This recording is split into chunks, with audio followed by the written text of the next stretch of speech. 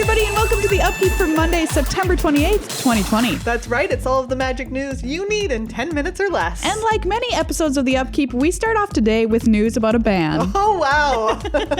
Really, this has been a hot time to be doing the Upkeep. Oh, yeah. In the land of all the bannings, Uro is banned in Standard. Bye-bye, Uro. That's right. They say, quote, while Uro Titan of Nature's Wrath was a powerful and contentious card in the pre-rotation Standard environment, we wanted to allow the metagame to adapt to the last set of Standard changes and the imminent rotation before making a decision on whether to let it remain a part of the environment going forward. This weekend's events underscored that the 4-color Omnath decks are dominating early play, and that even the decks built to try to beat those decks utilized the powerful Titans. I love it. If you can't beat them, join them to beat them. To beat them. Yep, that's the quote. Yeah, I think that's kind of like wild, and a lot of people actually surprised by this ban.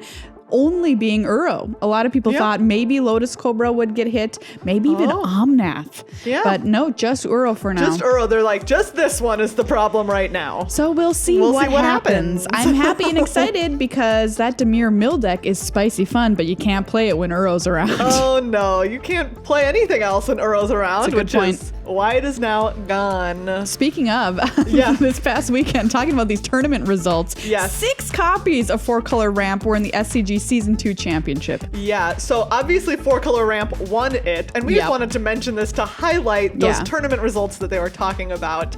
Congratulations to David Inglis, who won on 4-color Ramp. Gruul Adventures and Sultai Control were the only other 2 decks in that top 8. Yeah, and if you looked at it some people are showing a screenshot of like the top decks from that was more than just the top 8. And it was all 4-color. It looks like a list that just says 4-color Ramp on the way down. Like, a lot of people are speculating now that Temur Adventures is going to be the #1 deck in Standard. The real question, though, is that going to be oppressive or is it going to be beatable? And are we going to have a healthy Standard metagame? Please. Finally.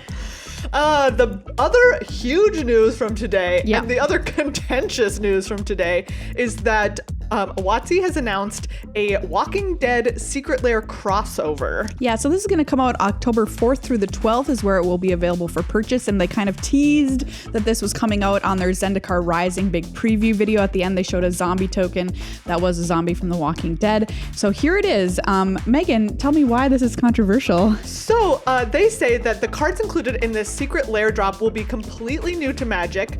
They're depicting the iconic characters from The Walking Dead, and they're mechanically unique cards that will be legal in Eternal formats. What? And this is the place where people are like, excuse me, you're telling me you're going to print cards that are legal in stuff like Legacy, but the only way to get them is a Secret Lair? Yeah, we were talking about this. I'm like, didn't Wizards learn their lesson with Nexus of Fate about this? You would think, but apparently not. I mean, I think their idea is that these are only going to be good enough for something like Commander. Yes, and they did, like, the way that they've talked about it makes it sound like that for sure. Yeah. That they're just like, their intention at least was that Commander players would be excited about this. You would only need 1 copy. Yeah. And it's not going to shake up Legacy, but people are understandably, I think, concerned. Yeah, I mean, it does make sense, but if you take a look at these cards, let's read one of them. They are obviously kind of Commander-y. Yes, we have 2 cards that have been previewed so far from the Secret Lair.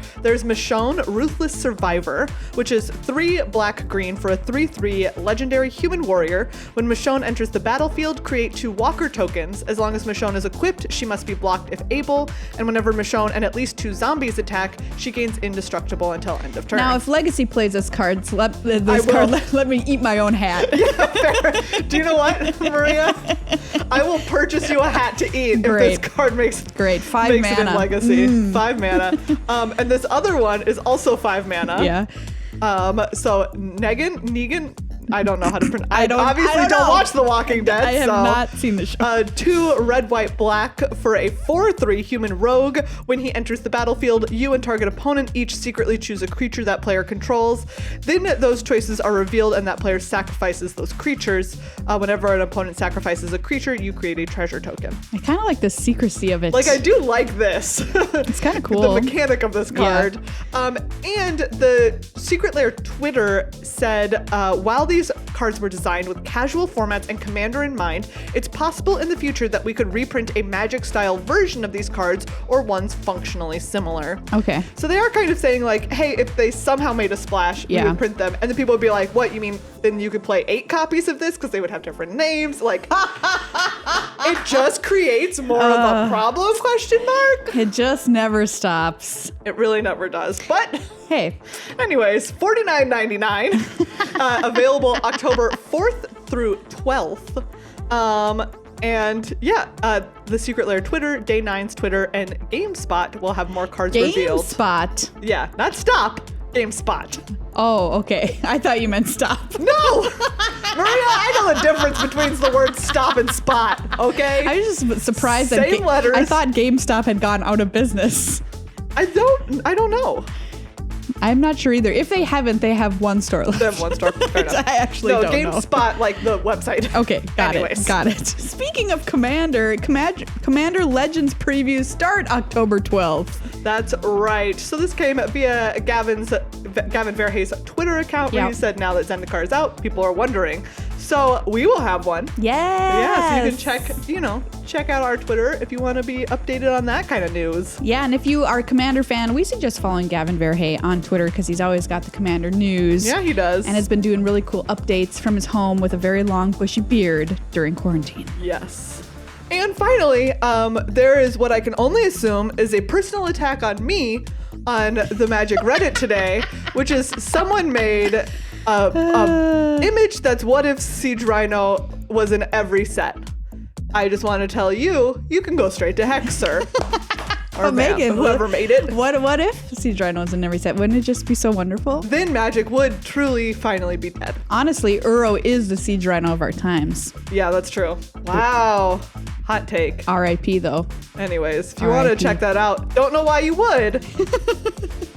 You can go to Reddit. But I don't know why you would want to envision living in that nightmare world. They even have like different like an appropriate art for each one. Oh really? Yeah. Oh, that's cool. Okay. I'm behind it. I'm behind the joke. Are you? The joke. Sure. Not the reality. Sure. Hey everybody, that's this episode of The Upkeep. Thank you so much, as always, for coming along with us. You can check out our Patreon over at patreon.com/GLHFmagic. And our full-length episodes are called Good Luck High Five. We drop those Tuesday mornings, anywhere fine podcasts are found. Good luck!